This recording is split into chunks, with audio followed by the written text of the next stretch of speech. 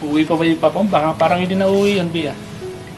Bakit mo naman nasabing hindi uwi ko, Starax? Kasi matagal na, puro pangako lang baga na uwi, hindi naman umuwi. Kaya lang pangako na yung papa mo na uwi, hindi naman baga umuwi.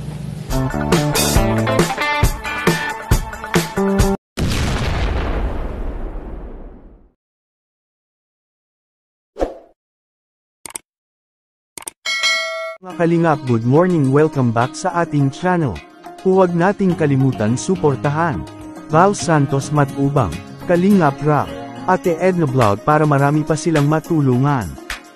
Mga Kalingap, K-Boys, may napansin na rin sa papa ni Dara na puro na lang daw pangako na umuwi.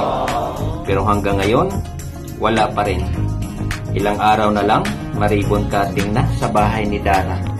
Kaya makita natin sa mukha ni Bia ang pananabik sa yakap at pag-alaga ng ama. Baka may ibang pamilya na ito, kaya hindi basta-basta makauwi agad, at baka nahiya o nahirapan siyang magpaliwanag sa kanyang mga anak na may iba na siyang pamilya na inaalagaan. Parang matamlay ka ba, Ananto ka? Ha? Hindi naman. Hindi naman. Anong gusto mo? Tigisa kayong kwarto o magkasama sa isang kwarto? Kasama po. Ay, grabe. So, paano yung isang kwarto? Sino doon? Si Papa po pag uwi po. Ay, grabe. Buti kung uwi pa yun. Uwi ba yun? Opo. Uwi pa ba yung papa mo? Baka parang hindi na uwi yan, Bia. Uwi pa yun, ano? Uwi pa yun. Bakit mo naman nasabing hindi uwi ko, Starax? Kasi matagal na, puro pangako lang baga na uwi, hindi naman umuwi.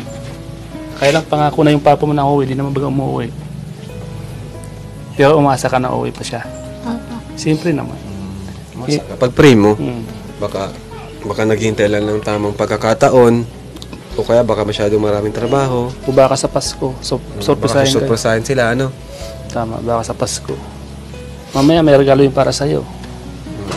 Ano yung mga paborito mong naalala ng papa mo? Baka ibilihan ka nung pag-uwi nun.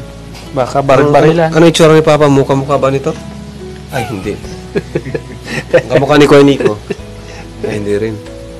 Gusto mo ba magka-nanay? Opo. Hindi pa nag-asawa si Papa mo, nanay mo na yun. Tama? Gusto mo mag-asawa si Papa mo? Hindi po. Gusto niya magka-nanay pero ayaw niyang mag-asawa si Papa niya. Si Dara na ang nanay niya. Si Dara na ang mama mo, ano? Papa. Nakatawa nito si Bea, no? Kay Dara na kasi lubak ito. Kay Dara na pagka maliit pa hanggang ngayon.